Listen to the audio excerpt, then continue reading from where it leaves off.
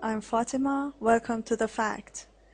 In this episode of the conference, we're going to discuss about an important event which was a disaster in the history of Muslim society. As you've definitely heard, there have been a couple of incidents in Saudi Arabia which led to casualties. The first one was the collapse of a giant crane in Mecca, which led to the death of many pilgrims, and the second was a disaster call will be recorded. That occurred in Mina as a lot of Hajjis were doing their Hajj ritual. In both events, Saudi Arabia acted so inappropriately and caused much anger in Muslim societies that lost their dear ones, their citizens. Lack of control, proper service, media coverage, rescue operations, and many other elements from the Saudi side made us bring this issue to the fact to know more about the reasons and different aspects of the event.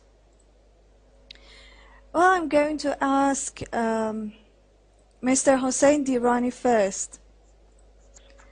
Yes, okay. Thank you for joining us. Let me introduce our guests first. We have Mr. Hossein Dirani, we have Michael Opaskowski, and also we have Fatima Kobaisi. Welcome to this conference. Thank you. Mr. Dirani, what are the main reasons of these incidents in your view? Well, the main reasons for these incidents, which has happened regularly, is the lack of Hajj management. Saudis definitely are not capable to manage the Hajj event. That is mainly the reasons for these tragic incidents to happen. But this year incident, I believe, hidden agenda behind it. I will clarify it later on. Mm-hmm. Okay, thank you. Michael?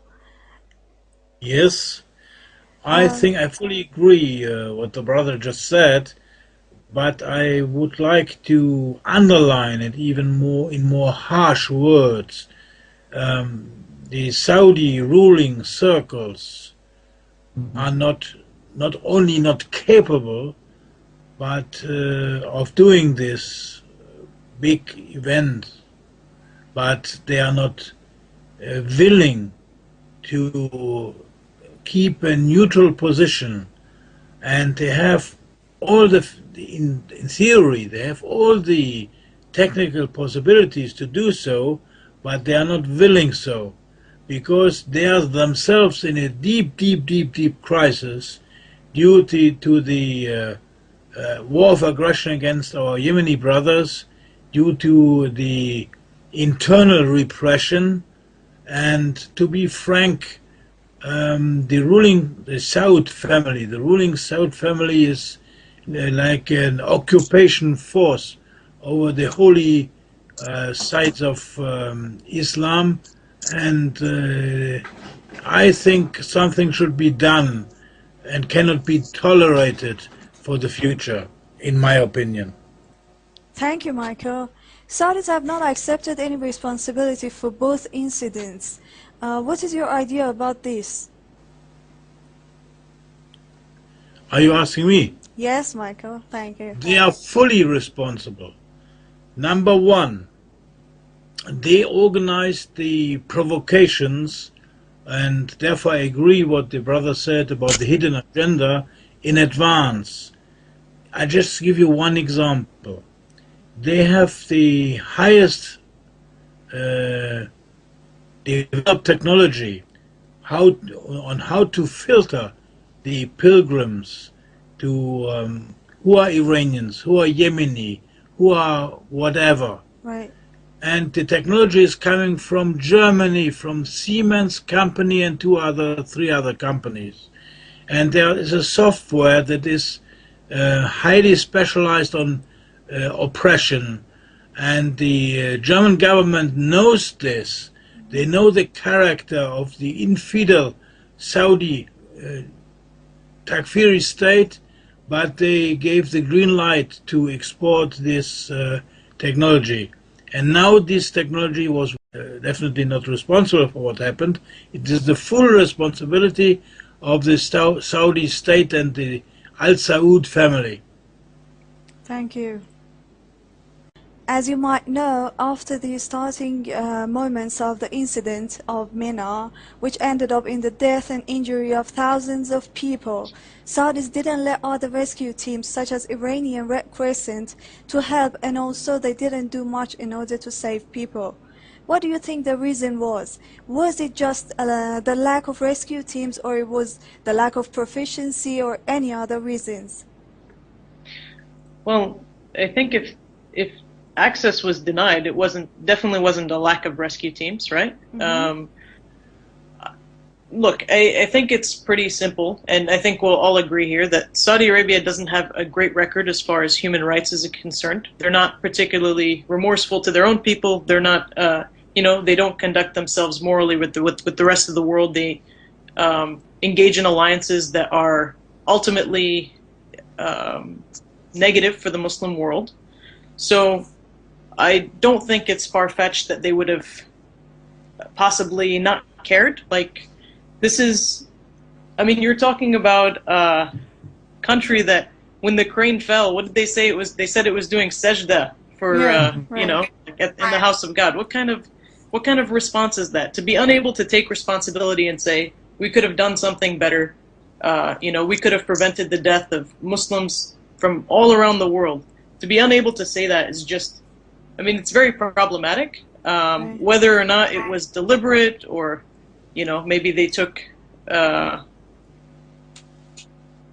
stance for some reason. They wanted something like this to happen. I can't imagine why that would be. It doesn't seem to be very good press for them. But, I mean, to be quite honest with you, I think it's possible that, like, there was a high-ranking official from Iran, I think, that was killed. So I wouldn't put it past the Saudi government to be strategic, and maybe if they knew where people were at a specific time, perhaps it was deliberate. Maybe it was something that they, maybe it was something that they intended to be a blow to the Shia world. And I think, like, when I looked at the casualty counts for this particular situation as well, Iran lost over 400 people. Right. Yeah. And when you look at the body counts for the rest of the countries, and I realize that they're not complete just yet. There's still a lot of people missing. They don't know who's injured, who's passed away. But I find that to be problematic. I mean, I don't know if Iran sends a disproportionate amount of people to Hajj. I don't think they do. But statistically, I think it raises questions. Yeah, exactly. Thank you. Thank you. Hussein Dirani. Yes. After this disaster, Saudi officials tried to point to others as responsible and deny their own fault in this event. For example, they tried to show African or Iranian Hajis as neglectors. How much is it correct? And if not, what do such acts represent? The Saudi authority, they never accept responsibilities because actually they don't respect human being life at all and value. They treat people like sheep. Sorry to say that. They don't care how many people dies, especially after this incident in Mina, particularly. When they saw the most victims Iranians, like there's a witness has been survived. They were saying they are Iranian, let them die. That was witnessed by survivors. Not only the lack of rescue teams, but to cause more death. I have experienced myself when I was in Hajj 1987, when 400 Iranians were shot by Saudi police, and I was injured in that incident. Their main target to cause more death and injury. If you want me to tell my side of story, I will. I still remember the hard moment when they close all roads and enclave us and surround us from all sides to cause stampede. Deliberately, they cause stampede so they can attack even the